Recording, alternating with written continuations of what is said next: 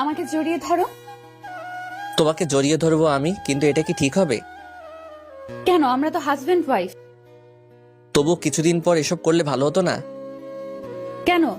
তোমার মনে অন্য কোনো মেয়ে আছে নাকি? আরে না পাগলি। তাহলে আমাকে জড়িয়ে ধরো। তোমার শরীর এত নরম কেন? এইটা আমার শরীর না, এটা আমার পমপম। ও সরি, অন্ধকারে হাত কোথা থেকে কোথায় গেছে খেয়াল ছিল না। এমন ভাব করছো যেন আমি অপরিচিত কোনো মহিলা। আসলে আমার হাত পা কাঁপছে। আজকে প্রথম কোনো মেয়ের সাথে এক বিছানায়। তুমি কাঁপছো না, তোমার লুঙ্গি কাঁপছে। মানে? নিচে হাত দিয়ে দেখো। ও, এটা তো আমার মানে হিসুর যন্ত্র। কিছুদিন আগে। Side please, side please. আরে সাইডই দিতে চাই না কেউ। আরে আস্তে, তুই তো ধাক্কাধাক্কি করে সবাইকে ফেলে দিচ্ছিস। 500 টাকা খরচ করে কনসার্টে আসছি, টাকা উসুল করতে হবে না? আর এইখানে এই ভিড়ের মধ্যে মানুষের আর ধুলাবালির যন্ত্রণায় আমি পাগল হয়ে যাচ্ছি। তবু আস্তে, কনসার্ট তো মাত্র শুরু হলো, থাম একটু। এভাবে উষ্টা খেয়ে পড়ে গেলে তখন ভালো হবে। বন্ধু, রাগারাগির কিছু নেই। আচ্ছা, আমি আসতেই যাব। রাজ আর নুহাস ভিড় ঠেলে একেবারে পিছন থেকে সামনে চলে এলো। এখানে শীতকালীন ফোক সং এর কনসার্ট হচ্ছে। বাইরে থেকে অনেক নামি দামি শিল্পীরা এসেছে। রাজ আর নুহাস ভিড় ঠেলে সামনে একটা জায়গা ফাঁকা পেয়ে চেয়ার টেনে বসে পড়ল। মাইকে ডাকা হচ্ছে, এবার আপনাদের জনপ্রিয় কণ্ঠশিল্পী শ্রেয়ার পারফরমেন্স হবে। ভ্রমর গানটি নিয়ে আসছে শ্রেয়া। এই বন্ধু, এই শ্রেয়াটা কে রে? নতুন সিঙ্গার, কিছুদিন হলো একটা অডিশনের মাধ্যমে চান্স পেয়েছে। যেমন গানের গলা তেমন চেহারা। বন্ধু, আমি প্রথম দেখে ক্রাশ খেয়ে ফেলেছিলাম। তোর মুখ বন্ধ রাখ, গন্ধ আসতেছে। আর তোর পছন্দ সম্পর্কে আমি জানি।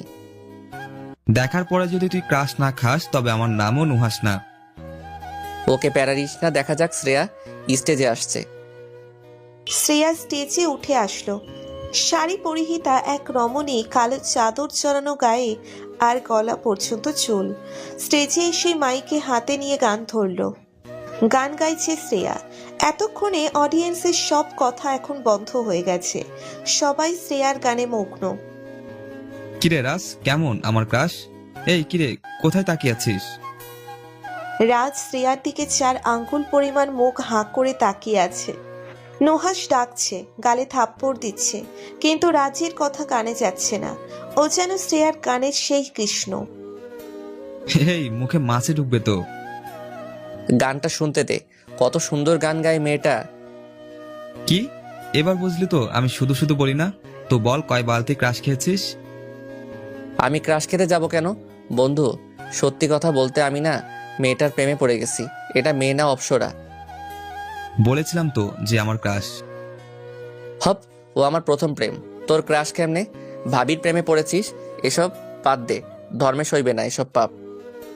তুই কি ওনাকে বিয়ে করছিস যে আমার ভাবি? উনি জেগে জেগে স্বপ্ন দেখা বন্ধ কর। কেন, তোর জলে কেন? আমার জ্বলছে কোথায়? আমি জাস্ট বলছি তোকে। আচ্ছা, তুই এখানেই থাক, আমি আসছি। এইদিকে শ্রেয়ার গান শেষ হয়েছে। শ্রেয়া স্টেজ থেকে নেমে মাঠের একটু আড়ালে ফোনে কথা বলছিল। তখনই রাজ সেখান দিয়ে হিসু করে ফিরছিল। হঠাৎ মাঠের মাঝখানে অন্ধকারে কাউকে দেখে রাজ প্রথমে একটা ঘাবড়ে যায়, পরে ফোনে কথা বলছে শুনে এগিয়ে যায়। দূর থেকে লক্ষ্য করে আর কথার কণ্ঠস্বর শুনে বুঝতে পারে যে এটি শ্রেয়া।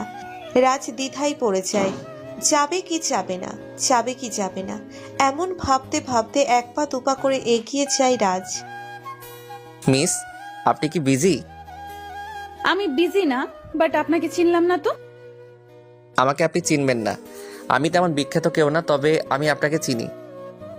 তো বলুন আমি কে? আপনার 2টা পরিচয় আছে।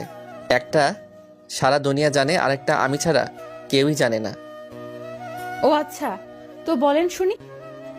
প্রথমত, আপনি শ্রেয়া, যিনি একজন বিখ্যাত গায়িকা আর অনেক ফ্যান ফলোয়ার। আর দ্বিতীয়ত, আপনি শ্রেয়াই কিন্তু আমার মনের রানী। আপনাকে প্রথম দেখেই এমন ক্রাশ খাওয়া খেয়েছি, আমাকে যে যত বড় বাসি দিক না, আমার কিচ্ছু যায় আসে না। ধন্যবাদ, আপনার কথা শুনে খুশি হলাম আমি। শুধু খুশি হলে হবে, আমার সাথে কফি খেতে যেতে হবে। মানে? আমি আপনার সাথে কফি খেতে যাব কেন? প্রশ্নটা একটু কঠিন হলেও এর জবাব আমার কাছে আছে। যেমন? এখানে এত মানুষ থাকতে কেউ এই সময় মাঠে এসেছে? না তো। এখানে এত মানুষ থাকতে কারোর সাথে আপনার কথা হয়েছে? না, হয়নি। আর এখানে এত ফ্যান থাকতেও কেউ আপনাকে কফি খেতে যাওয়ার জন্য জিজ্ঞাসা করতে পেরেছে? না। এর মানে এখন কি দাঁড়ায়? আমাকে আপনার সাথে কফি খেতে যেতে হবে? আমার বলার সাধ্য ছিল, আমি বলেছি। এখন আপনি যদি যেতে চান খুশি হব, না হলে ওই যে ওইখানে দাঁড়িয়ে থাকা ফ্যানদের একজন ভেবে নেব নিজেকে। থাক, আর কষ্ট খেতে হবে না। তবে আমি কফি খাই না, আমি আদা দিয়ে চা খাই। কোনো ব্যাপারই না, আসুন আজকে আপনাকে স্পেশাল চা খাওয়াবো। তার আগে ওয়েট, এই চশমাটা নেন। চশমা পড়তে যাব কেন রাতের বেলায়? আপনাকে চেনে না এমন একটাও ছেলে দেশে আছে চা খেতে গিয়ে যদি চিনে ফেলে? ও রাইট রাইট, সরি, আসলে মাথায় ছিল না একদমই। এখন চশমাটা পরুন, আর এই যে আমার মাফলারটা গলায় জড়িয়ে নেন। রাজ শ্রেয়ার গলায় মাফলার পেঁচিয়ে দিচ্ছে, আর শ্রেয়া ড্যাব ড্যাব করে তাকাচ্ছে রাজের দিকে। একটা ছেলে মাফলার পরিয়ে দিচ্ছে শ্রেয়াকে, এটা শ্রেয়ার বিশ্বাস হচ্ছে না। হয়েছে, এবার কেউ চিনবে না। একেবারে গুপ্তচর বানিয়ে ফেলেছি। আমি নিজেই চিনব না, হয়তোবা দূর থেকে। এখন যাওয়া যাক, আমি আধা ঘন্টা সময় দিতে পারবো। আমার গার্ডরা আমাকে খুঁজবে না হলে। ওকে, তাহলে সময় নষ্ট না করে চলুন। রাজ শ্রেয়াকে নিয়ে চা খেতে গেলে সেখানকার পরিবেশ রাজের ভালো লাগলো না। একগাদা মানুষ চারিদিকে, এখানে শ্রেয়া চা খাবে কিভাবে সেটা হবে না। রাজ শ্রেয়ার হাত ধরে শ্রেয়াকে ছোট বাচ্চাদের মতো পথ দেখিয়ে মাঠে নিয়ে গেল। পাশে থাকা দোকান থেকে দুইটা টুল আর সাইড থেকে গাছ ভেঙে আগুন জ্বালিয়ে দিল। দোকানদার মামার কাছ থেকে ভালো করে দুইটা স্পেশাল চা বানিয়ে এনে শ্রেয়ার হাতে কাপ ধরিয়ে দিল রাজ। কি কেমন লাগছে? ঠিক আছে, এরকম ভাবে কখনো চা খাওয়া হয়নি। তাহলে আমাকে মনে থাকবে?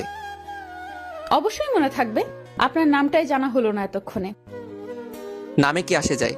যদি ভবিষ্যতে দেখা হয় কখনো বা আমাদের তাকদিরে থাকে, তাহলে নাম কেন, অনেক কিছু জানবেন। আপনি কেমন যেন কবি কবি স্টাইলে কথা বলেন। কবি তো আপনার জন্য কবিতা লিখতে চাই, বাট আপনি বোঝেন না। কিছু বললেন? না, তেমন কিছু না।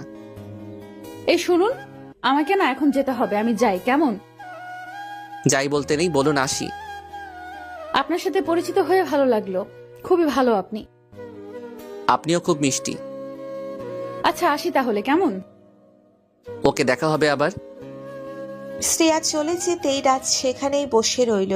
স্টেজে উঠেই শ্রেয়া আবার গান ধরল, মিলন হবে কতদিনে আমার মনের মানুষেরও শনে। এই শালা, তুই এখানে বসে আছিস কেন? আমি পুরো মাঠে খুঁজে এলাম, বাট তুই নাই। এমনি একটু ব্যস্ত ছিলাম। এবার বলো, কেন খুঁজছিলি? শ্রেয়ার গান শুরু হয়েছে, শুনবি না? শুনছি তো এখন থেকে। তুই না এতক্ষণ টিকিট করলি? আমার টিকিটের দাম উঠে গেছে। কিভাবে উঠলো? তোকে বলবো বলবো ভাবতেছি, বাট তুই বিশ্বাস করবি না বললে। কি এমন কথা যে আমার বিশ্বাসই হবে না?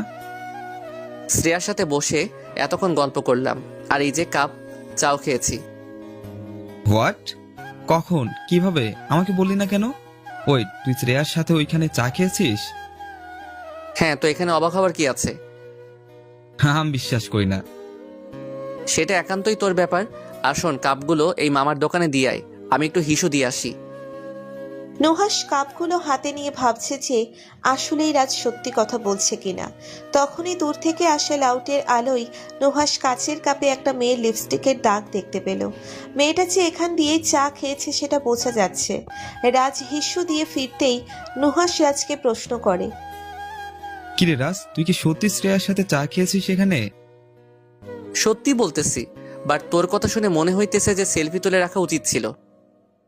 আমাকে ফোন দিয়ে ডাকতে পারতি তো, আমিও কথা বলতাম ওনার সাথে। আরে ভাই, আমি তখন ওই রকম মুডে ছিলাম যে তোকে ডাক দিতাম। এখন বাদ দে, ভবিষ্যতে আবার কত সুযোগ আসবে। রাজ আর নুহাস কনসার্ট উপভোগ করে সেখান থেকে চলে গেল। এইভাবে কিছুদিন কেটে গেল। আজকে রাজ একটা কনসার্টে গান গাইতে যাবে। আসলে রাজ নিজেও একজন সিঙ্গার, কিন্তু রাজ গানে তেমন মনোযোগ না, গুরুত্ব দেয় না। যখন মনে চায় গায়, আবার যখন মনে চায় না আবার যখন মনে চাই বাদ দেয়, এই জন্যই ভালো কিছু করতে পারে না। কনসার্ট শেষ করে রাজ ওর চাচাতো বোন তুলির সাথে বাড়িতে ফিরছিল। তখনই গাড়ির সামনে কেউ হাত দেখায়। রাজ গাড়ি চালাচ্ছিল। গাড়ি ব্রেক করে জানালা খুলতেই মেয়েটি জানালার সামনে চলে আসে। কালো ওড়না দিয়ে মুখ ঢাকা, আর অন্ধকারে ভালোভাবে বোঝা যাচ্ছিল না, তাই রাজ গাড়ির লাইট চালালো। আমাকে একটু লিফট দেওয়া যাবে? হ্যাঁ, তবে আপনার কণ্ঠটা চেনা চেনা লাগছে। আমরা কি আগেও কথা বলেছি? এই আপনি আপনি আরে নামটাই তো বলেননি ওই দিন। আমি ইউটিউবে ভিডিওতে আপনার গান শুনেছিলাম, কি যেন নামটা? রাজ। হ্যাঁ, আপনি রাজ। দেখলেন, বললাম না যে নাম একাই জেনে যাবেন যদি আমাদের মাঝখানে ভাগ্য থাকে। তবে এখন এখানে কি করছেন? ও হ্যাঁ, আগে গাড়িতে বসি, তারপর বলছি। শ্রেয়া গাড়িতে উঠে বসলো আর রাজ ড্রাইভ করতে লাগলো। রাজের চাচাতো বোন তুলি ফোনে গেম খেলছে। ক্লাস 8-এর মেয়ে আর কি করবে? তো বললেন না এত রাতে এইভাবে বাইরে কি করছিলেন, তাও মুখ ঢেকে? আপনার কাছে আর লুকাবো না, আসলে আমার ফ্যামিলি টাকার লোভী। আমি এত দূর এসেছি নিজের চেষ্টা আর সৃষ্টিকর্তার ইচ্ছাতে, কিন্তু ওনারা এক টাকাওয়ালা ছেলের সাথে জোর করে আমাকে বিয়ে দিতে চাচ্ছে। আজকেই বিয়ে, আমি পালিয়ে এসেছি, কিন্তু বেশিক্ষণ পালাতে পারবো না। হয়তো ওরা ঠিক খুঁজে নেবে আমাকে, আর আমিই বা কোথায় যাব? তুলি হঠাৎ গেম রেখে শ্রেয়ার দিকে তাকালো। আপনি শ্রেয়া আপু না? আপি, তুমি আমাকে চেনো? চিনবো না? এই যে ভাইয়া আপনার উপর ক্রাশ খেয়ে সারা দিন আপনার গল্প শোনায় আমাকে। ও মিথ্যা কথা বলতেছে। আমাকে মিথ্যাবাদী বানাচ্ছ? আপনি এই দেখো, ভাইয়ার ফোনের ওয়ালপেপারে তোমার ছবি। শ্রেয়া দেখলো রাজের ফোনের ওয়ালপেপারে শ্রেয়ার ছবি। এগুলো কি? আসলে I love you, but it's okay. তোমাকে হ্যাঁ বলতে হবে না, তুমি এমনিতেই বিপদে আছো আর প্যারা দিতে চাই না তোমাকে। ভাইয়া কিসের বিপদ? তুমি আপিকে বিয়ে করে ফেলো, প্রবলেম সলভ। এই পিচ্ছি চুপ থাক। বিয়ে কি মুখের কথা নাকি? তুই বললি আর হয়ে গেল? কথাটা খারাপ বলনি আপি, বাট তোমার ভাইয়া আমাকে বিয়ে করবে না মনে হয়। এই ভাইয়া, তুমি বিয়ে না করলে আমি এইবার পরীক্ষায় ইচ্ছা করে ফেল করব, তখন তোমাকে আন্টি বকা দিবে।